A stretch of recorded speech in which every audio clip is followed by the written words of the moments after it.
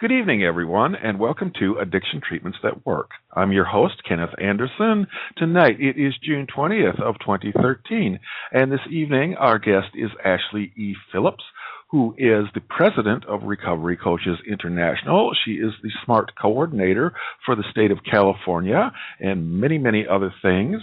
Before we start the show, I'm going to do a little ad here for our website and our book. Our website is hamsnetwork.org. We are a free of charge lay-led support group for people who want to make any positive change in their drinking habits, from safer drinking to reduced drinking to quitting altogether. And our book is called How to Change Your Drinking, A Harm Reduction Guide to Alcohol. It's available from Amazon. For more information, go to hamsnetwork.org/book. Our guest, Ashley, is with us right now. How are you doing this evening, Ashley? I'm doing great. Really happy to be here, Ken. I'm so sorry I missed you when I was in New York recently. Well, we'll get together again next time you come back. We will. So tell me a little bit of what is the difference between a recovery coach, a substance abuse counselor, a mental health professional, a therapist. Where do coaches fit into all this? Oh, great question, Ken. Coaching really has come to be accepted as a really powerful strategy for personal change management and self-development across a whole array of arenas, I would say. So what coaches do is they essentially, we meet you where you are, and we help you figure out where you want to go, and then we help you figure out not only your map for getting there, but some actual strategies to get where you want to go. And so some people come to a coach further down that path, and other people come to us fairly early in that journey. They're not sure where they want to go. They may not even be sure exactly where they are. I'm thinking of this phrase, it's better to die on your feet than to live on your knees. We help people figure out what it's like to stand on their own 2 feet in integrity, making healthy choices with good boundaries.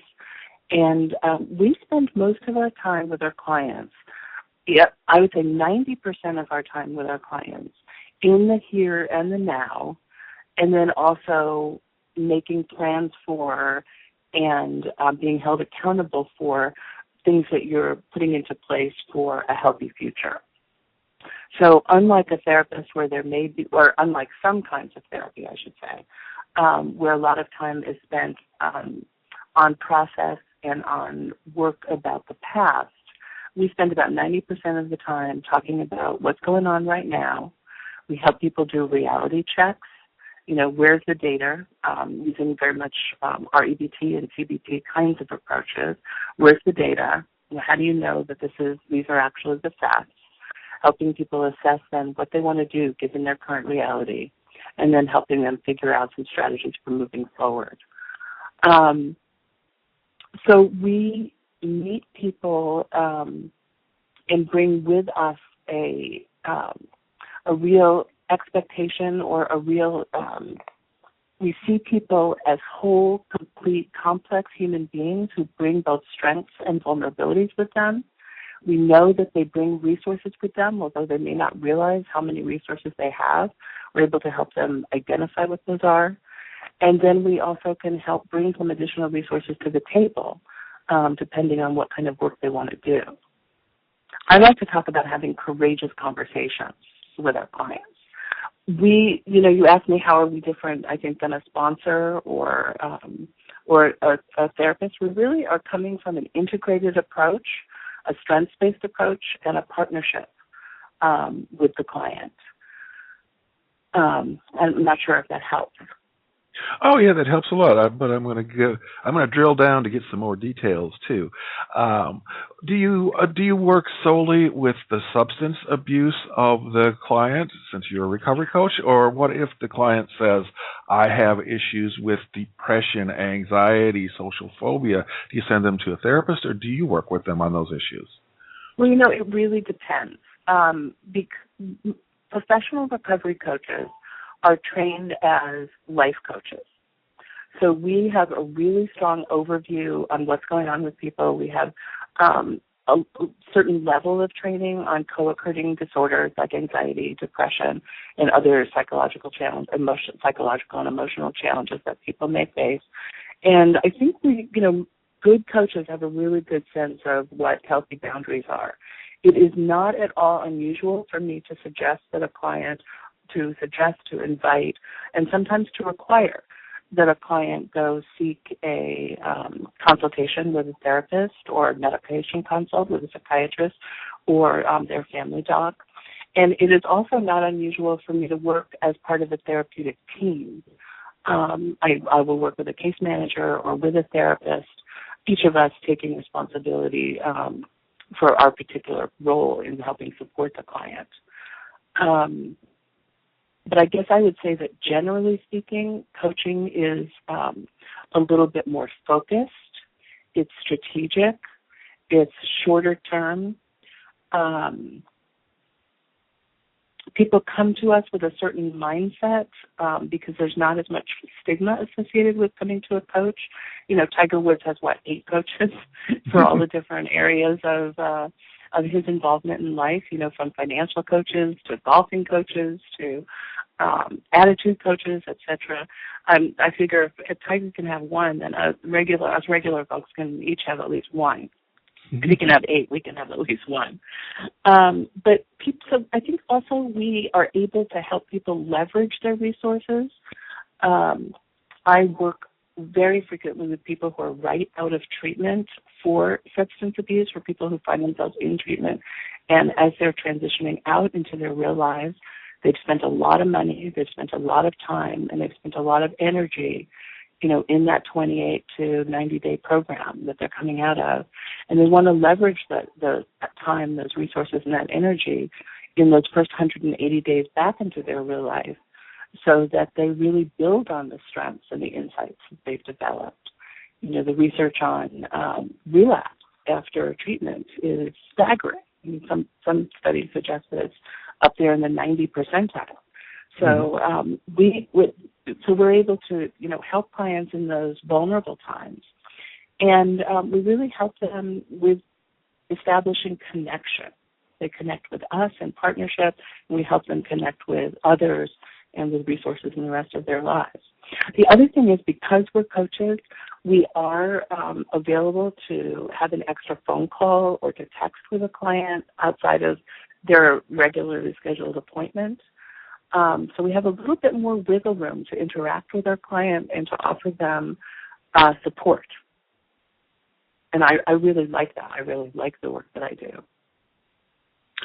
Okay, you brought up an interesting point, which is a relapse after treatment, which is quite common, as you mentioned.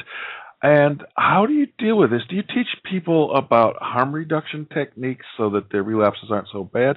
Do you follow any of Alan Marlat's relapse prevention approaches? Yeah, I actually, in my practice, I talked about so much about relapse prevention as I talk about recovery protection.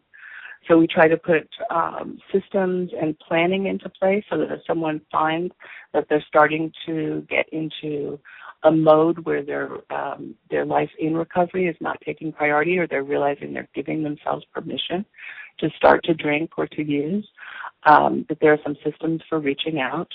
And then we also talk about what to do if you just stuck your sort of big toe back in that pond of drinking or using, for example. How to stop it at the big toe and not go in all the way into the deep end.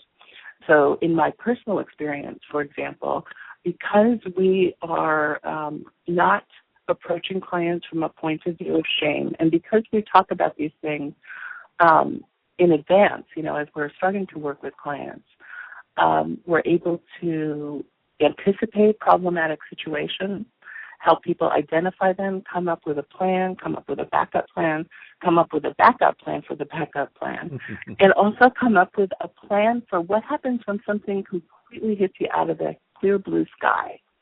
What comes up when you're hit with something 100% unexpected. Let's come up with a plan for that situation as well. And in so doing, one of the ways that I approach this with clients is we talk about harm reduction, absolutely, and not what some coaches also will work with people. I do, for example, who don't have abstinence as a goal, but rather they've realized that they have a problem with drugs or alcohol, and they want to move into a more healthy relationship with those substances that don't necessarily include abstinence. Typically, abstinence will be a part of that renegotiation of that relationship, at least for the first 30 to 60, sometimes as long as a year or two. Mm-hmm. But I've seen people really successfully move into a situation where they change their unhealthy relationship with the substance and are able to make healthy decisions about drinking or using in safer situations, and where they build in a sense of accountability so that they're not lying to themselves about the reality of the situation. Mm-hmm, mm-hmm. Well, we do see cases, at least I see cases, I assume you do too, fairly often where people kick a hard drug like heroin or crack, but they still want to drink moderately or sometimes smoke a little cannabis or maybe some medical marijuana. And quite a number of people are successful at this. Well, that's actually been my experience. And so I think what's key here, though, is that a good professional coach will allow that conversation to emerge and will ask powerful questions of the client so that they're coming from a place of honesty and they're very clear about their goals.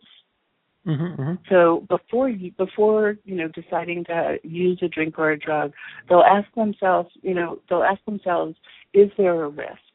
Is this in keeping with my values? Is this in keeping with the goals for this particular situation? So they can give themselves permission both to use a substance in moderation or to say, no, thanks, I'm really good. Well, so the communication strategies are really quite an effective piece or quite an important piece of that. Mm-hmm, mm-hmm. Well, we do know not everyone is successful with this. There are quite a number of people also that will kick heroin and then try to use alcohol to get as drunk as possible to replace the effect, and that's going to lead to an alcohol problem fairly quickly. Right. And some people, when they do drink again, they get tempted to use heroin when they're intoxicated, and that's another problem that people have to be careful of. So certainly there's a considerable number of people that do have difficulty with moderate drinking after kicking a hard narcotic, but there are many others that are successful with it. Exactly. So, I think, what we try to do is meet people, well, I've said this before, we're actually looking at each individual situation and helping the person assess their own situation and help them make really good, healthy decisions about how to go forward. One way that I talk about this, and I may have learned to talk about it this way at Smart Recovery, is if someone has a slip, which might be defined as, a very brief return to the old behavior, I talk about it with my clients as a detour. So, for example, if you were, I was in New York, but now I'm in the San Diego area in California. If you were driving from San Diego to San Francisco and you got one exit off of your route on the Highway 5 North, that would be akin to a slip, right? You get off one exit, you immediately realize that you're a little bit off course. You maybe pull over to the side of the road. You take a deep breath. Maybe you check your gas tank. Maybe you check your GPS. And then you get right back on the freeway and you continue going in the direction of San Francisco. You don't drive all the way back to San Diego in order to start your trip again, right? Mm-hmm. You reassess where you are, and then you proceed forward. And that's really how coaches help clients deal with all kinds of situations. We help them, if something's gotten in the way, if they're encountering an obstacle or an unexpected barrier to getting their goal, we'll figure out what it is and how to deal with it in a way that honors who they are and what their lives look like. So as a life coach with specialized training in recovery, when people come to us because they're dealing with trying to stop an unhealthy relationship with a substance, only a little piece of our time is spent on the substance piece. Really, the majority of the time is spent on the what do you want to do with your life piece. Mm-hmm, mm-hmm. How are things going with your work? How are things, from working with a student? How are things going at school? How are things going in your relationships? How are things going with your family? What do your finances look like? How are you building fun into your life? What plans do you have for the future? And what are you putting into place so that you'll be able to realize your golden goals and your big vision? What are you doing every day that's helping you, achieve a sense of calm and content and happiness?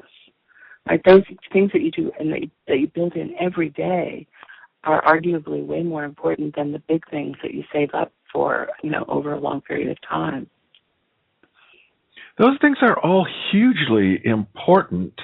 And, it's one of the things with the more traditional treatment, if you're in an AA meeting and you start talking about certain things, all of a sudden you get hit with, that's an outside issue. Don't talk about that. And I think, the outside issues they have an extreme impact on your mental health and your chemical health. Things like your finances, your job, your sex life, your relationships, your social life, they're all have huge impact. Ken, that's exactly right. And that's another thing that I should say about coaches is that while we may personally first of all, not all of us are in recovery, but for those of us who are, we don't bring a particular allegiance or alliance to any one recovery path or journey. So even if a coach themselves came from out of the 12-step tradition, because they are a professional coach, they're trained in understanding the strength of smart recovery or of women for sobriety. There are a number of different approaches, including an individual customized approach that the client builds for themselves, creates for themselves. So if pieces of 12-step or pieces of SMART or pieces of WSS aren't working for a client, we can just help them figure out what is working. I think we spend a lot of time in the solution and not so much time in the problem. Mm-hmm, and that's really what it's about. Okay, I don't know if you've had a chance to see our book yet or not, the HAMS book. You know what? I don't have it in front of me, but I guess I have seen it. Oh, you do have a copy. Then you know that we very much in our approach are, we're like the Chinese menu. Take one from column A, one from column B. Uh-huh. Build your own program. Here's the various puzzle pieces that you have. You can take the ones that fit for you and put together your own program. That's how we've always been from the start. Yeah, so your program that's one of the reasons I was so happy to be invited to be on this show with you, is because our approaches are very, very compatible. Let's take a moment and think, when do people feel an urge or a thought to drink or to drug? Under what circumstances? It's when something goes wrong in relationship. It's when there's a financial challenge. It's when your boss says something rude or shaming to you. Mm-hmm. It's where you feel like you're not good enough. It's all of those pieces of our lives when those things show up and we feel like we can't handle it or having feelings that are uncomfortable or painful. That's when typically we would knee-jerk respond with drinking or drugging. So what we as coaches will do is help people figure out, how can I deal with this situation without resorting to that knee-jerk reaction, without avoiding a rush to use and to numb? Or how could I actually sort of manage these feelings in a way that would allow me to not feel them so strongly right now, but without resorting to drinking or drugging? And so all of those resources and strategies and, we in my practice, we have a whole toolbox of things that we can offer to clients depending on what challenge they're bringing to the session. Mm-hmm. I want to return just for a minute to talk about relapse after treatment, because there's things in my mind about this, and it is fairly common. And a lot of treatments, they seem very afraid to talk about relapse. It's like it's a taboo topic in a lot of the traditional standard treatments, but I think it's very problematic because, okay, what's on my mind? I'm thinking about overdose, and there's a lot of people that will have an opiate overdose after treatment or after incarceration, because, of course, your tolerance is down so much. Mm-hmm, mm-hmm. There's one thing I do at my other job at Lower East Side Harm Reduction Center, or one thing that our center does, is we go to the correctional agencies like Rikers Island, and we teach the inmates about overdose prevention and Narcan, and tell them they can get a Narcan kit from us after they're released, and we tell them their tolerance is down, and if you use the same way you did, before you were incarcerated, you're probably going to die. So yeah, here in Southern California, we're actually starting to see much more use of the Narcan kits with families. I mean, families are starting to get trained, and especially with high school students and with more and more kids going, people, well, certainly under 18 and even up to age 30, are finding themselves in treatment or in trouble. Parents are starting to get educated about this, and I've seen more and more parents starting support groups and discussion groups, and then actually making sure that they have access to those specific resources so that they are prepared in case there's an emergency. It's interesting what you just said, though, about not talking about it in treatment. I've actually seen something different. I've seen in treatment that people will say, they'll point to a room of, say, 30 people, and they'll basically say 29 of you are not going to get this. Mm-hmm. I've seen that too. So it's almost like a setup for failure. Now, that's one way of looking at it. Another way to look at it is the way that Ann Fletcher looks at these questions. What is it that people who have been able to maintain successful long-term recovery, and who do that not in a way where they're white-knuckling their lives, but in the ways that they're living wholehearted lives, to quote Brene Brown, what do those people have in common? Well, what they have in common is very clear, right? They've been able to get in touch with their passions. They've got healthy relationships. Their finances are in control. They typically take time for themselves. They actually think about effective and appropriate nutrition and hydrating adequately. A lot of them, according to her Sober for Good book, not the new book, Inside Rehab, they're working on their family relationships. They're having great sex. And they live a life also where they're grateful for all of the things they do have, while they're also reaching for things that they want to include in a wholehearted life. So I think as coaches, one of the things we do is really help people get a sense of what that is for them, and then help them figure out how to build that for themselves. Well, Stanton Peele has talked about that too in his books, and I think there's quite a bit of research to back that up, that the more resources you have intact, the better your chance of recovery. The more you lose, the more you hit bottom. If you lose your job, your family, your home, it's very difficult then to overcome an addiction because you don't have those resources available to you. Right. And although, I maybe this is optimistic, Ashley Phillips talking, I always think that there's room for hope. And one of the reasons I'm so proud to be the president of RCI, Recovery Coaching International, is that we represent both professional coaches and this whole new realm of peer coaches, who are people who are out there in the community, often working as volunteers or for relatively low hourly wages, who are coming from their own experience, who have taken a short-term course in coaching, so that they know that they need to step out of, or that they're expected to step out of their own recovery tradition. And they're able to help people, out there in communities, in aftercare programs, and on the streets. And they're doing really, really important work. And so this whole field of coaching, both at the peer level and at the professional level, is gaining traction. I like to think of it as the missing link in this whole field of recovery. And I think it's starting to show up that way. Mm-hmm, mm-hmm. Well, I do feel that there is hope for everyone, even people who have lost all their resources. One of the things that we've seen that is just so interesting is when we look at the wet housing project in Seattle, which is being studied very carefully at the University of Seattle, and we see when the people are housed, their drinking decreases quite significantly.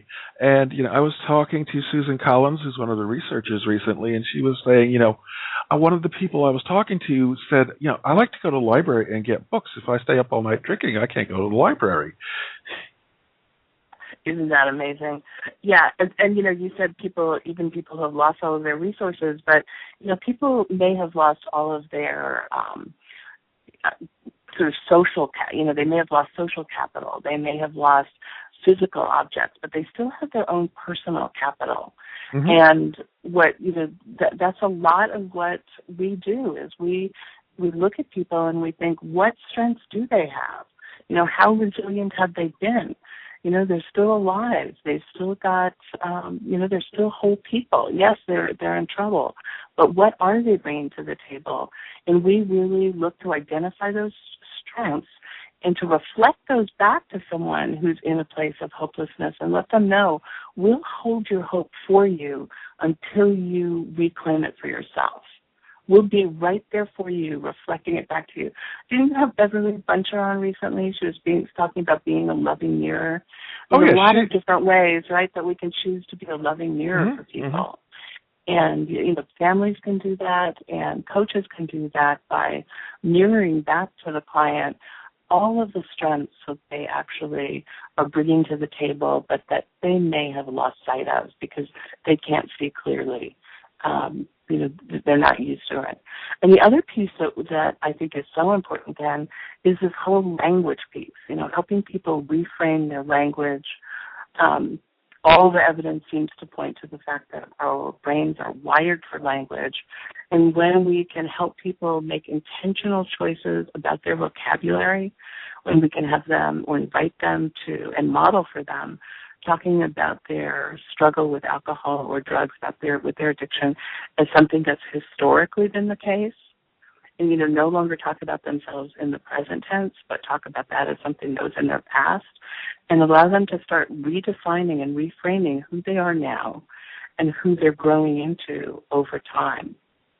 And the more that they stay clear-headed and really give themselves the grace of time, they're able to then start integrating repetitive habits that are healthy as they're saying goodbye, and sometimes even grieving for the old habits that were sort of like good friends who weren't showing up in such good ways anymore. They may be familiar, but they're not so healthy. Okay. I just wanted to mention Beverly Buncher was on the show about a month ago, so there's an archived recording everyone can go listen to if they're interested.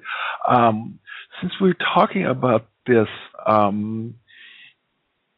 people's resources, and one of the old-fashioned traditional ways that treatment would work would be to take someone off the street, put them in treatment for 28 days, and turn them right back out on the street where they were. And, if that's where you were using heroin on the street or being an alcoholic on the street, it was really not terribly helpful. And it seems to me that an investment in social solutions, which would try to get people housed, get them involved in relationships with other people, possibly pursue a career, a job, or even something volunteer. This is actually the way to go to actually help people and not just, say, we're going to treat you and put you right back on the street where you were before.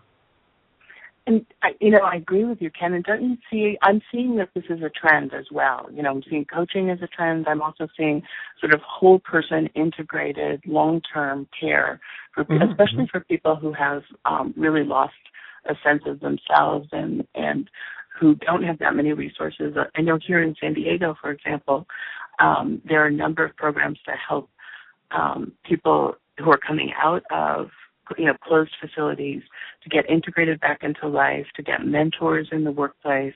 They're getting coaches to help them just learn how to, make day-to-day decisions, how to work on a budget, how to build a resume, how to go to the library, how to get a library card, how to get when someone has a job, helping them rebuild their credit and getting a secured credit card or a secured loan. I'm reminded of this expression, how do you eat an elephant? One bite at a time. Mm-hmm. And, it's so common for people in early recovery to, they become more clear-headed and they may feel really, really good for a few weeks because they just feel so much better. But one of the ways that I've seen people start to think about relapse or start to give themselves permission to use or to drink is when they have that sense of overwhelm. There's so much to do. There's so much to clean up. Or there's so many, they're overwhelmed with feelings of shame. Did I really make these mistakes? So helping people come to a place where they realize they may have made a mistake, but they're not a mistake. Helping them come to a place where they realize that they can embrace hope and that if they can just do one little thing every day, maybe the next day, one additional thing, and then, over time, do two things, and that's enough, and that they get acknowledgement for doing those small steps, taking those small bites, and they're able to slowly but fairly consistently see positive results from that, then they start to really gain traction as their momentum, moves them forward.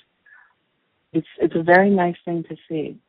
I have the client I've been working with for just about 9 weeks, and this client has gone from, pretty serious challenges to basically having, 90% of control over her choices, and it's just feeling full of hope and joy, and she's doing great. And that's in 9 weeks of basically once a week coaching with text and phone and a little bit of, I also offered her a sober companion to help out with some things. But, just really significant progress in less than 2 months, or just about 2 months.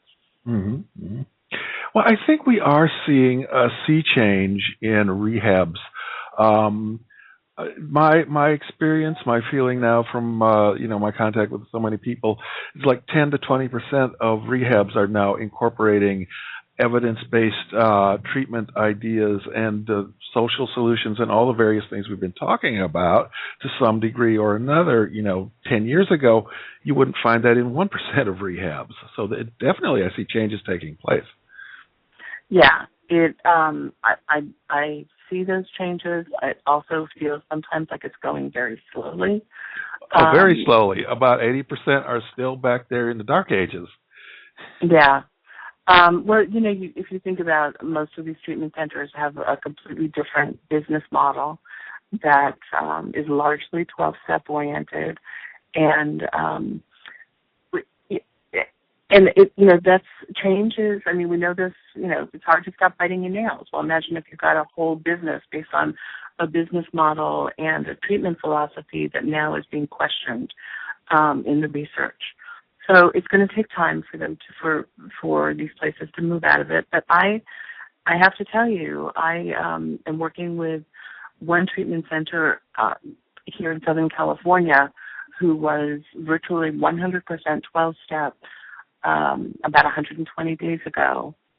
They had someone present in treatment who was familiar with SMART and who wanted support in pursuing a SMART recovery journey. And at first request, this treatment center basically said, well, no, we're not offering that. You get what we offer. And because because this person knew to reach out on the SMART message board and say, can someone help me out? Someone else saw it on the message board of smartrecovery.org and said, I think that's Ashley Phillips' territory. They reached out to me. I called the center, talked to their clinical director. She was a little bit hesitant, but when I talked to her about the fact that, we all like recovery, just like most people like ice cream. Mm-hmm. So not everybody likes chocolate ice cream. Some people prefer vanilla, some prefer strawberry, and some people like tutti frutti. So when I was able to let her know that I wasn't challenging their 12-step tradition, but rather I was asking them to just take a peek at something else and to honor this client who was already there, they were able to really invite me in open arms.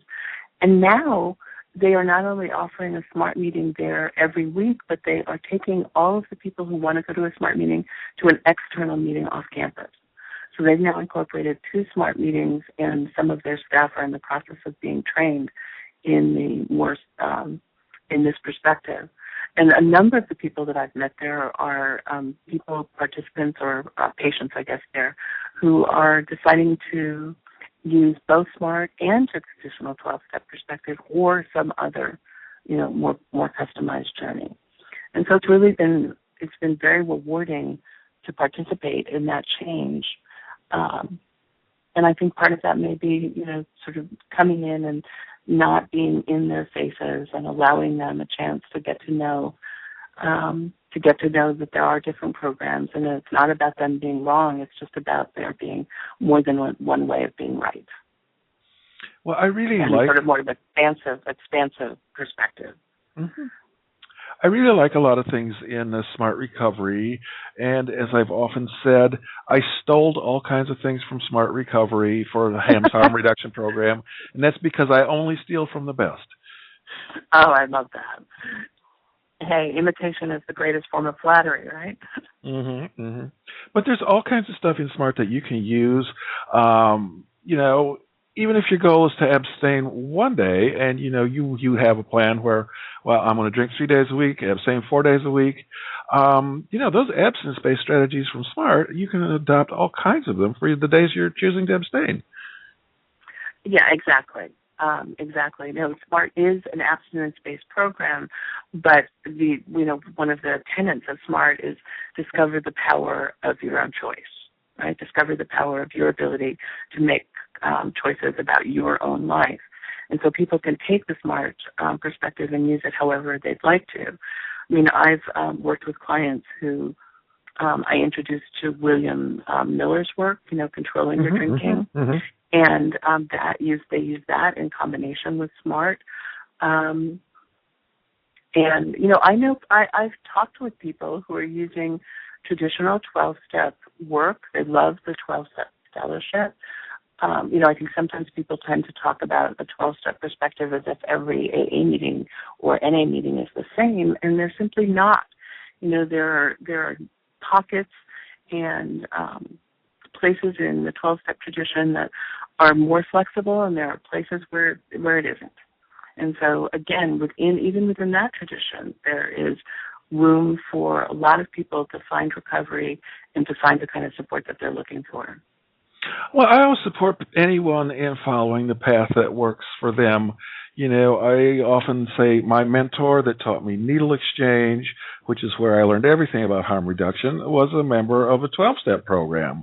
I didn't even find that out until years later because, when you're doing harm reduction, you don't proselytize for abstinence or 12 steps.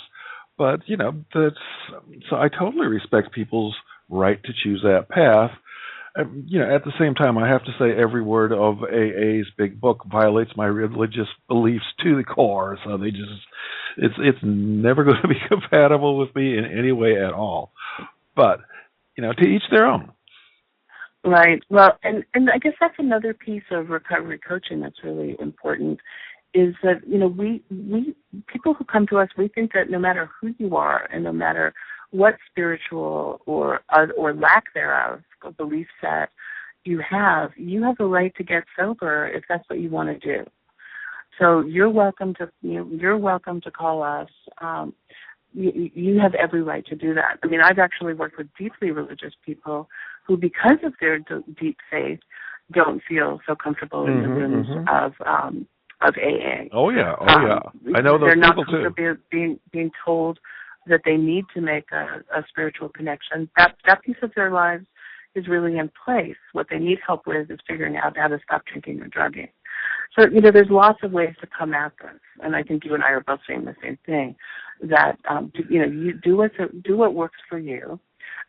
Certainly one of the strengths of coaching is that not everybody feels comfortable in a group meeting, right? Not everybody feels safe in that such situation.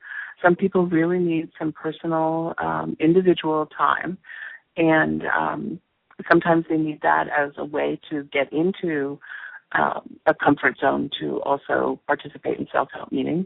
For some people, it's just not their bailiwick. So we can be a bridge, or we can be a standalone support network for people who are seeking recovery. In my practice, I work both with people who come to me because they've got these issues, and I also see clients who are just coming in order to get coaching on general life issues or work issues. So I really work with a sort of diverse set of people, but having this particular training in this whole world of substance abuse and chemical dependency has given me a whole new perspective. And there's so much needed in this work, and there's so much, don't you think there's so much stigma that needs to be taken out of this whole challenge? I mean, if people could just realize that, if they could dare to tell the truths about their experience, virtually every other person on the street would say, really? So you or someone in your family, your brother, your mom, your sister, right? The most powerful words in the English language for some people are hearing someone say, me too. It just helps take the shame and the stigma out of their experience. And I'm hoping that by engaging in these conversations and by shows like yours, we're going to start helping people realize that this is not something that needs to be hidden. People don't typically start out trying a substance with the goal of getting addicted, right? There's, the story about the frog and the boiling water, right? If you throw a frog into boiling water, the frog is going to jump out because they know that that's a big owie.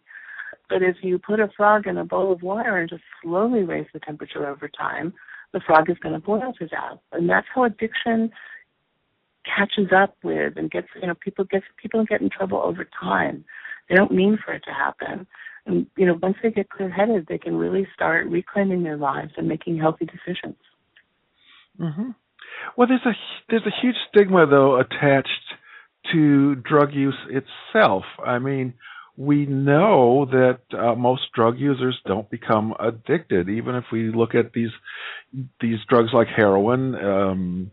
Most heroin users don't become addicted, but to use heroin, to be a heroin user is to be completely stigmatized.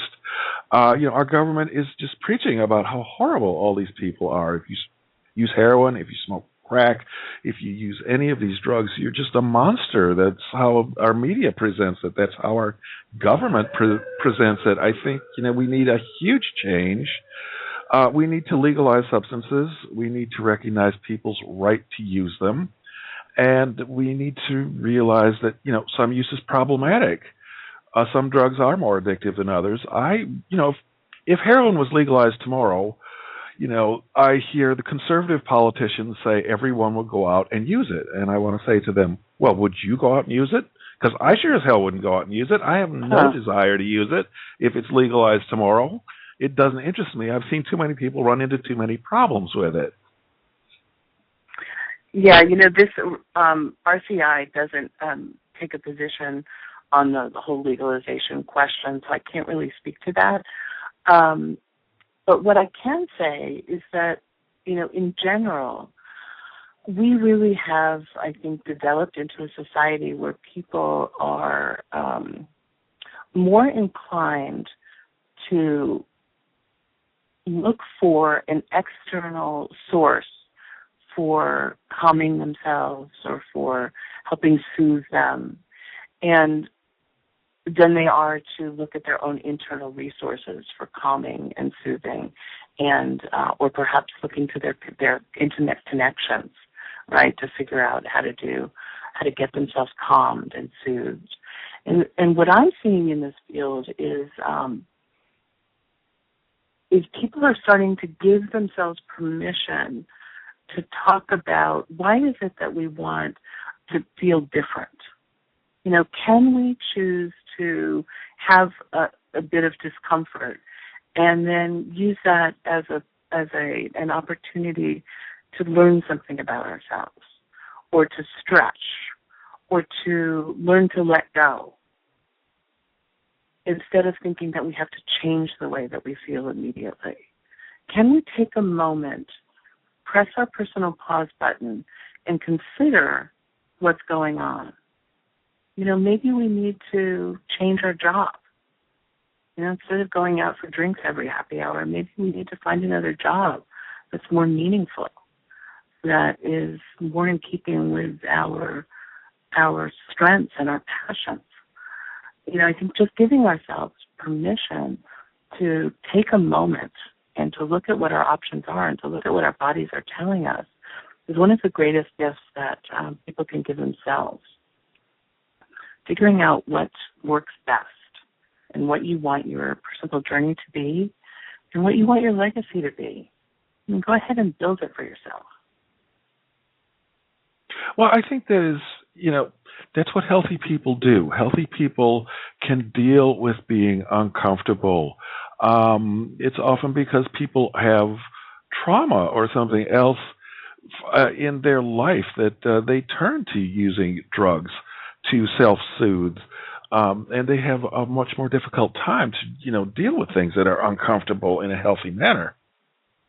Right. And so that's exactly right. And so with a coach, people are able to get comfortable learning how to sit with some discomfort, knowing that they're safe, knowing that they're not going to be attacked, knowing that they can be honest about what they're going through. And obviously people do this in a therapeutic environment as well. And they can learn to chip away at their issues and start practicing some strategies for self-soothing and for managing all of these kinds of emotional and other upsetting situations. And over time, with repetition, lots of repetition and redundancy, over time, people can start incorporating these new ways so that they start defaulting, they start knee-jerking to the healthy alternative, not to the drinking or drugging. Mm-hmm, mm-hmm. I do just want, before we leave, to go back to the question of stigma for just a little bit, because it's often struck me, at the turn of the century, from at around the year 1900, that turn of that century, you could pretty much take all the opiates you wanted and not be terribly stigmatized. No one was thrown in jail. There were no laws against opiates. And, no one was really treated as mentally ill. There were problems associated with it, of course, and there were overdoses and various problems that, still exist today. But, there was not stigma attached. But at that same period in time, if we look at how homosexuals were treated, they were treated as criminals and put in prison.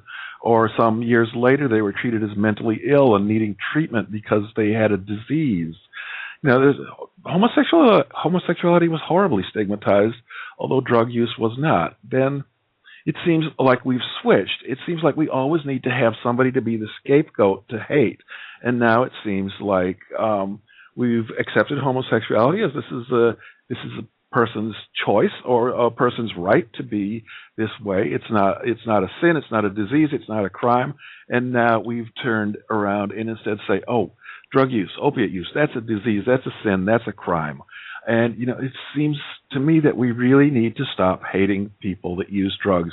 And that's an essential part of stopping the stigma against people that recover from problematic drug use, too. Yeah, I agree. It's so funny you're mentioning this right now because I Went to see the movie 42 last night about Jackie Robinson, and it's just stunning to realize how much actual social change has occurred around racial issues in our in our world. If you're in it, I think it feels like forever.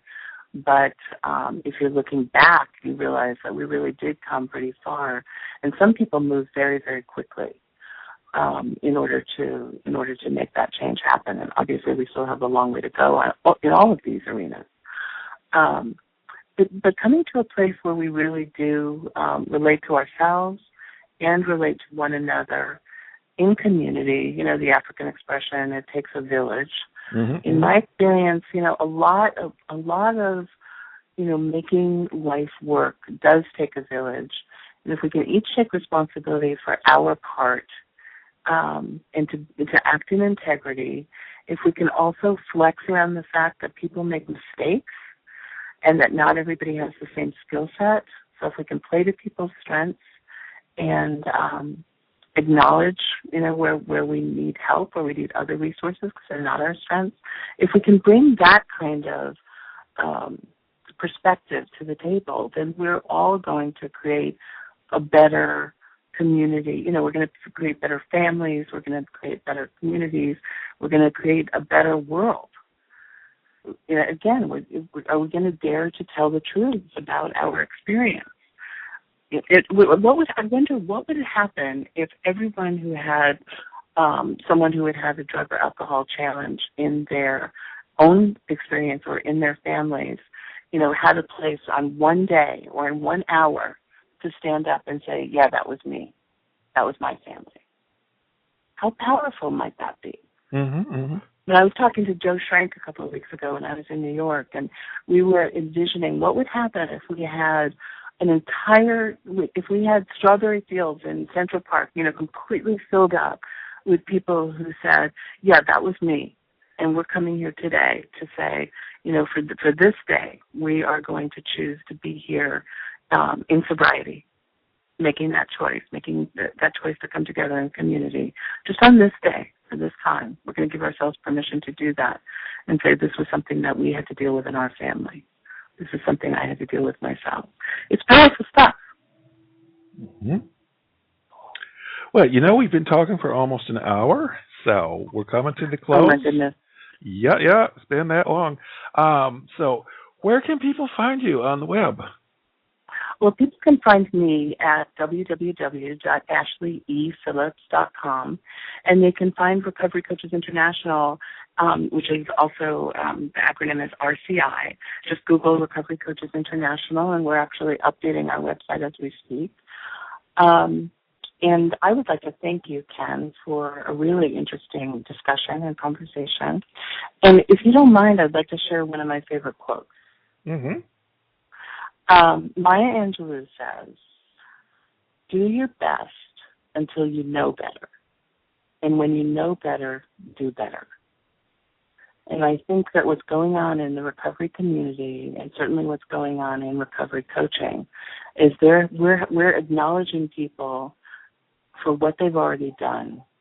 We're helping them know better, and we're giving them feedback and positive reinforcement when they actually incorporate that new knowledge and do better. So together we can all make a difference. And thank you so much for being a part of the solution.